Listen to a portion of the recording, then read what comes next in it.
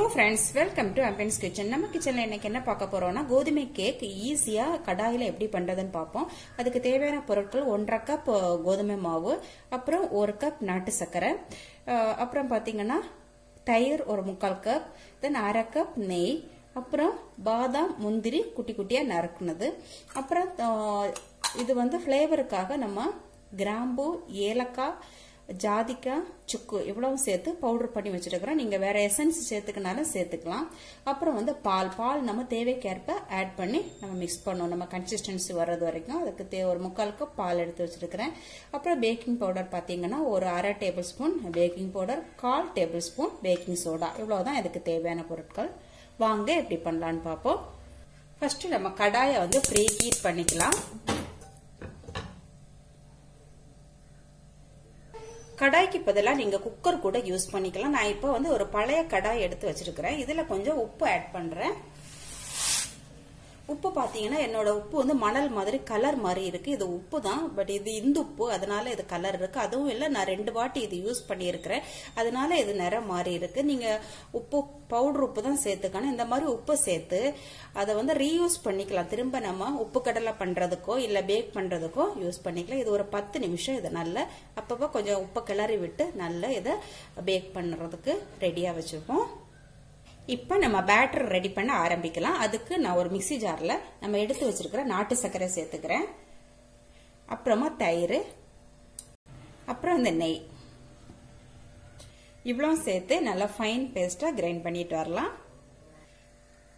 அரைச்சிட்டோம். இப்ப நம்ம இதை பவுல்ல சேர்த்துக்கலாம். இப்ப நம்ம எடுத்து வச்ச மாவை வந்து இதுல சேர்த்து ஜலிச்சு இதுல சேர்த்துக்கலாம்.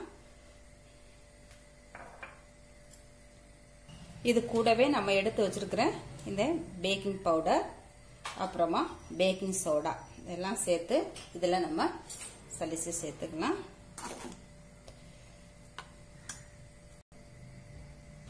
இப்ப இதை மெதுவா கலந்து விட்டுக்கலாம். ஒரு விஸ்க் அல்லது ஒரு ஸ்பூன் வச்சு இதை கலந்துக்கலாம். இப்ப இது கொஞ்சம் திக்கா இருக்கு, சோ நம்ம கொஞ்சமா பால் சேர்த்து கலந்துக்கலாம்.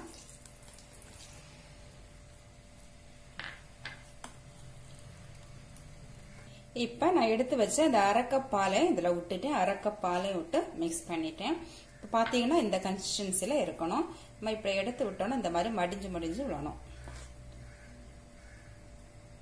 ஓகே, இந்த மாதிரி தான் கன்சிஸ்டன்சி. இப்போ உங்கள்ட்ட பேக்கிங் பவுடர் இல்லை அப்படின்னா பேக்கிங் சோடா ஆட் பண்ணிட்டு அதுக்கு கூட ஒரு லெமன் நல்லா ஸ்குவாஷ் பண்ணி அந்த லெமன் ஜூஸையும் சேர்த்தீங்கன்னா பேக்கிங் பவுடர் ஆட் பண்ற அதே எஃபெக்ட் பேக்கிங் சோடாவும் லெமனும் சேர்ந்து உங்களுக்கு கிடைக்கும். அதுவும் பண்ண முடியல அப்படின்னா நீங்க கடையில கிடைக்கிற ஈனோ பவுடர் ஒரு பாக்கெட் வாங்கி மிக்ஸ் பண்ணிக்கலாம். நம்ம பேட்டர் இப்ப சூப்பரா ரெடி ஆயிடுச்சு. இதை மிக்ஸ் பண்ணும்போது முடிஞ்ச அளவு ஒரே டைரக்ஷன்ல மிக்ஸ் பண்ணணும். அதுக்கப்புறம் பாத்தீங்கன்னா போட்டு ரொம்ப அடின்னு அடிக்க கூடாது, சாஃப்டா இதை மிக்ஸ் பண்ணணும். இது கூடவே நம்ம எடுத்து வச்சிருக்கிற நட்ஸையும் சேர்த்துக்கலாம். அப்புறமா நம்ம ரெடி பண்ணி வச்ச இந்த ஃபிளேவரிங் பவுடர் இதையும் சேர்த்துக்கலாம். ஏலக்காய், சுக்கு, கிராம்பு, ஜாதிக்காய் சேர்த்த பவுடர் இதையும் இப்ப கலந்து விட்டுக்கலாம். இப்ப பேக்கிங் ட்ரே இருந்தா அது யூஸ் பண்ணிக்கலாம், அது இல்லாட்டாலும் நமக்கு பண்ணலாம். இந்த மாதிரி ஒரு பாத்திரம் எடுத்து வாயகன்ற பாத்திரம் எடுத்து அதுல வந்து நெய் தடவிக்கலாம்.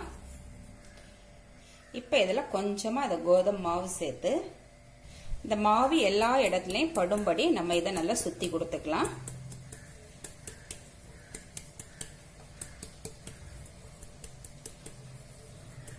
ஓகே, எக்ஸஸ் இருக்கிற மாவை வெளியே போட்டு கொட்டிக்கலாம்.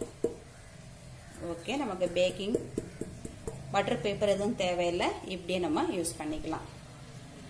இப்ப நம்ம கேக் கலவைய இதுல கொட்டிக்கலாம்.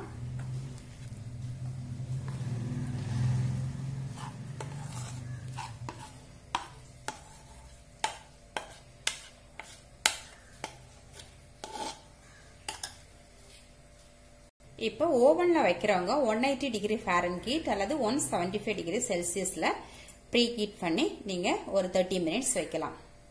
ரெடி ஆயிடுச்சு. இப்ப நம்ம இதுல ஒரு ஸ்டாண்ட் போட்டு இதை வந்து ரொம்ப கவனமா மெதுவா உள்ள வைக்கலாம். வச்சுட்டு இதை வந்து நல்லா டைட்டா க்ளோஸ் பண்ணி வைக்கலாம். நீங்க உப்பு போடும்போது அலுமினியம் பாத்திரம் யூஸ் பண்ணாம இருக்கிறது நல்லது. இப்ப நான் இந்த ஹோல்ல அலுமினியம் ஃபாயில் பேப்பர் வச்சு அதை அடைச்சுக்கிறேன். இப்ப இது இருக்கட்டும். மீடியம் ஃப்ளேம்ல இது ஒரு 30 to 40 மினிட்ஸ் அப்படியே எந்த டிஸ்டர்பன்ஸும் இல்லாம இருக்கட்டும். ஓகே ஃப்ரெண்ட்ஸ், நம்ம கேக் இப்ப 45 மினிட்ஸ் கரெக்டா ஆயிடுச்சு. திறந்து பார்த்துக்கலாம். லைட்டா ஒரு குச்சி வச்சு நம்ம குத்தி பார்க்கலாம், அல்லது ஒரு கத்தி விட்டு பார்க்கலாம், ஒட்டாம வருதான்னு பார்க்கலாம். ஓகே, இப்ப இது ஒட்டாம வந்துச்சு, வெந்துச்சுன்னு அர்த்தம். இப்ப நம்ம மெதுவா இதை வெளியே எடுத்துடலாம். இப்ப கேக் வந்து ஒரு 15 to 20 மினிட்ஸ் நல்லா இது சூடு ஆறட்டும், அப்படியே இருக்கட்டும். ஓகே ஃப்ரெண்ட்ஸ், நம்ம கேக் இப்ப பாத்தீங்கன்னா 20 மினிட்ஸ் நல்லா ஆறிடுச்சு. இப்ப சைடெல்லாம் லைட்டா இந்த மாதிரி எடுத்து விடலாம். இப்ப நம்ம இதை பிளேட்டுக்கு மாத்திக்கலாம்.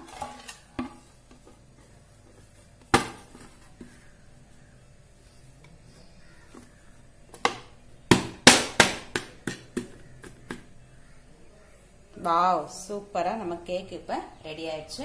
பாத்திரத்துல எதுவுமே அவ்வளவா ஒட்டிக்கல, ஒன்னும் இதா பர்ன் ஆகவும் இல்லை. நல்ல சூப்பரா நம்ம கேக் ரெடி ஆயிடுச்சு. நல்ல சாஃப்டா இருக்கு. ஓகே, இப்ப கட் பண்ணி பார்க்கலாம்.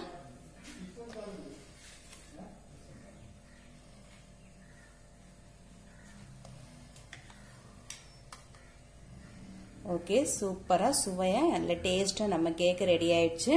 ஓகே, இந்த ஹெல்த்தி கேக்கு சின்னவங்க முதல் பெரியவங்க வர பேஷண்ட்ஸ் கூட சாப்பிடலாம். ரொம்ப அருமையான கேக்கு. இப்ப எல்லாரும் இதை செய்து சாப்பிட்டு கமெண்ட் பண்ணுங்க. நல்ல சாஃப்டா இருக்கு.